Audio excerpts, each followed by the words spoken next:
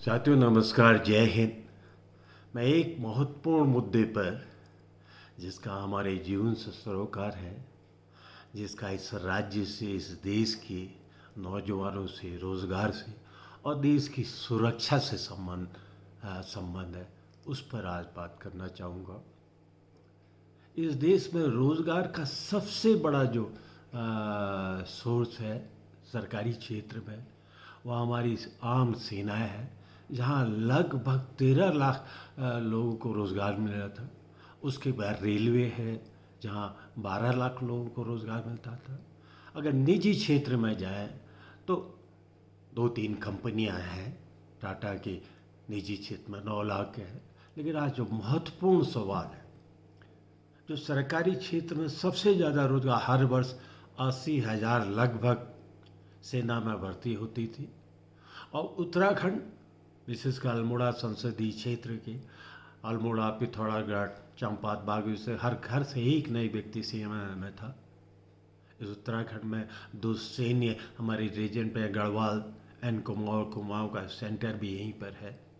आज उस रोज़गार की जो यहाँ की एक सैन्य परंपरा थी, लोगों को गौरव भी होता था, आज उस पर मोदी सरकार ने अपने राज में, जिसने कहा था मेरी प्राथमिकता लोगों को रोज़गार के अवसर सुलभ कराने होगी, 2 करोड़ प्रति वर्ष रोज़गार है, आज उस सेना के रोज़गार को एक तरह लगभग समाप्त सा कर दिया।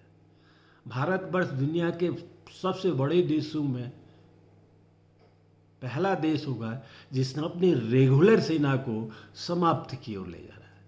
हर वर्ष हमारे वहाँ 80,000 के लगभग सेना में भर्ती होती थी। मोदी सरकार में तो 2019 के बाद कोई सेना की भर्ती भी नहीं हुई। पिछले सालों में धीरे धीरे सेना में भर्ती का क्रम, संख्या कम होती गई। हालत तो ये हो गई, अग्निपथ योजना से पहले जो 1.5 लाख नौजवानों को सेना की विभिन्न प्रक्रियाओं के द्वारा उनको चुन लिया गया था। उनको मात्र सिर्फ नियुक्ति पत्र देने की फॉर्मेलिटी होनी थी। जब 2022 के बाद अग्निवीर योजना का पथ योजना को लागू किया गया, उन 1.5 लाख नियुक्तियों को नियुक्ति पत्र न दे करके उन नौजवानों के साथ खिलवाड़ किया, जिसको हमारे नेता राहुल गांधी जी ने कहा भी और पूरी कांग्रेस पार्टी कह भी रही है कि जिन लोग की आर्मी रिक्रूटमेंट भर्ती सब कुछ हो गया, उनको रोज़गार दो। लेकिन मूल सवाल था कि आपने इस अग्निपथ योजना के द्वारा, जिसके सैनिकों को आप सैनिक नहीं कहा जाएगा, जिनको आप पूर्व सैनिकों का एक दर्जा नहीं मिलेगा, जिनको आपने एक नई अग्निवीर के द्वारा, वो कॉन्ट्रैक्ट के लेबर हैं, वो जो देश के लिए अपने बलिदान की, मर मिटने की एक नई समाज में सैनिकों की एक प्रतिष्ठा थी, उसको समाप्त कर दिया और उसके साथ देश की सुरक्षा से समझौता किया। आज उस पर बात करना चाहता हूँ, आखिर इससे लाभ क्या मिला। आज जो सैनिक सेना में भर्ती होता था, आत्मगौरव होता था, सेवानिवृत्ति के बाद उससे पेंशन सहित बहुत से अन्य सुविधाओं की रोज मिलती थी। वो सुविधाएं अब इस अग्निवीर नामक, ना वो पूर्व सैनिक का दर्जा है, ना उसको सेना देश की लड़ाई में लड़ते हुए शहीद का दर्जा मिलेगा, ना अन्य जो सुविधाएं पूर्व सैनिक को मिलती थी, कैंटीन आदि की, वो नहीं मिलने वाली है। वो 4 साल बाद क्या करेगा? लगभग उसको 20-21 हज़ार का महीना मंथली मिलेगा। आपने कहा 30,000 मिलेगा प्रति मंथ, लेकिन 9,000 रुपया हर साल उससे काट दिए जाएंगे 4 सालों में। आपने कहा 11 लाख उसको 4 साल मिलेगा, उसमें से 5.5 लाख का उसके वेतन से है, तो 21,000 22,000 जो लेने वाला व्यक्ति इस देश में के सेना में भर्ती होकर किस तरह से अपने प्रदर्शन को, अपने गौरव को बचा पाएगा।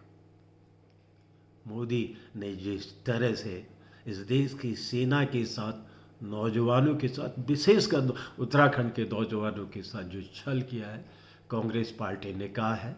हमारे राष्ट्रीय नेता, हमारे राष्ट्रीय अध्यक्ष आदरणीय आदि मल्लिकार्जुन खड़गे ने देहरादून की आप सभा में कहा, और पिछले दिनों देश के महामहिम राष्ट्रपति को पत्र लिख करके कहा कि वो निर्देश दे सेना को, निर्देश दे भारत सरकार को कि अपनी इस अग्निपथ योजना को वापस करे, विड्रॉ करे, समाप्त करे, और नहीं तो देश की जनता से वादा किया है अगर ये समाप्त नहीं करिए 2024 में हमको पूरा विश्वास है, इस देश की जनता का हमको क्या कहते हैं विश्वास मिलेगा, और हम इस अग्निपथ योजना को समाप्त करके सेना में, वायुसेना में, नेवी में वो पुरानी रिक्रूटमेंट की, जो रेजिमेंट की अपनी अपनी परंपराएं थी, जो भारतवर्ष की विभिन्न रेजिमेंट थी शान से कहते ये थी, मैं कुमाऊं रेजिमेंट से हूँ, मैं गढ़वाल रेजिमेंट हूँ, हमारी यही रेजिमेंट की मांग हो रही थी विभिन्न सेना भर्ती के लिए,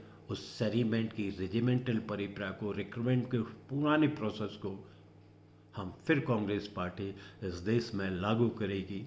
मैं आप सब से अनुरोध करना, आइए हम कांग्रेस के हाथों को मजबूत करें, हम कांग्रेस सहित इंडिया गठबंधन के हाथों को मजबूत करके देश की सैन्य सुरक्षा के साथ, देश की सेना में भर्ती की प्रक्रिया के साथ जो मोदी की सरकार के द्वारा छल किया गया, धोखा किया, उसको समाप्त करें। जय हिंद, जय भारत।